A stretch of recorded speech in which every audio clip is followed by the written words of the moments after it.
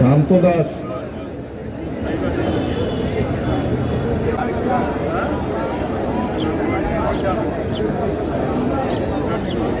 লোক এখানে আমরা উপস্থিত হয়েছি, সবাই একটু জোরে হাততালি দিই। আজকে প্রধানমন্ত্রী যে আমার এই পরিচ্ছন্নতা কর্মীদের 5,000 টাকা করে দিয়েছেন, এটাতে আমি অত্যন্ত খুশি। আমরা সিটি কর্পোরেশন থেকে তাদের বেতন ভাতা দেই, বোনাস দেই, কিন্তু এত টাকা আমরা দিতে পারি না স্যালামি হিসাবে, আমাদের অনেক লিমিটেশন আছে। তো আমরা সবাই প্রধানমন্ত্রীর সুস্বাস্থ্য দীর্ঘায়ু কামনা করি, তাকে আমরা অন্তঃস্থল থেকে কৃতজ্ঞতা প্রকাশ করি এবং ধন্যবাদ জানাই। বাংলাদেশের অন্যান্য সিটি কর্পোরেশন যেভাবে আর্থিক থেকে তাদের নিজস্ব অনেক ইনকাম আসে, আমরা কিন্তু ঠিক ওইভাবে সিলেট সিটি কর্পোরেশনের ইনকাম জেনারেটিং কোনো প্রজেক্ট নাই, কোনো সুপার মার্কেট নাই, বা কোনো এমন কোনো ব্যবসা বাণিজ্য নাই, অথবা এখানে কোনো মিল কলকারখানা নাই যেগুলো থেকে আমরা সিটি কর্পোরেশন ট্যাক্স আদায় করতে পারি। আমাদের এখানে হোল্ডিং ট্যাক্স খুবই যৎসামান্য, আর সম্প্রসারিত এলাকায় তো আমরা হোল্ডিং ট্যাক্স এখনই ধার্য করতে পারি। সুতরাং এই সিটি কর্পোরেশন শুধুমাত্র সরকারের অনুদানেই আমরা চলি।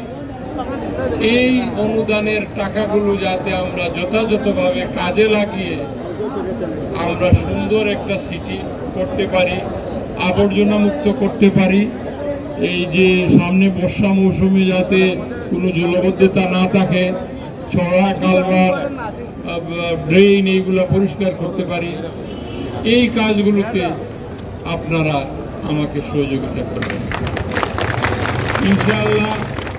আগামী দিনে যেহেতু মাননীয় প্রধানমন্ত্রী আমাকে যখন প্রশাসকের দায়িত্ব দেন, তখনও আমি বলেছি সিলেটকে যদি আমি একটি উন্নত নগরী করতে চাই, আমাকে সব সময় আপনি সমর্থন করতে হবে।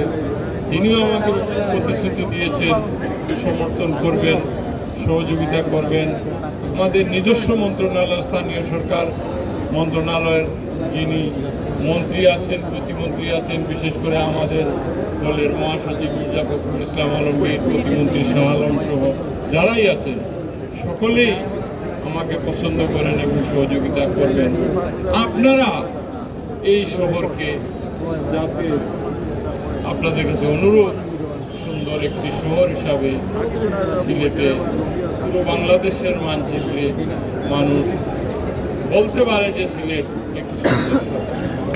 ইনশাআল্লাহ আপনাদের যেটুকু প্রধানমন্ত্রী দিয়েছেন প্রত্যেক পরিবারকে, প্রত্যেক কর্মীকে 5,000 টাকা, এইটার বিতরণ এখনই শুরু হবে। আমাদের দায়িত্বপ্রাপ্ত কর্মকর্তারা আপনাদের সকলকে এই টাকাটা পৌঁছে দিবে।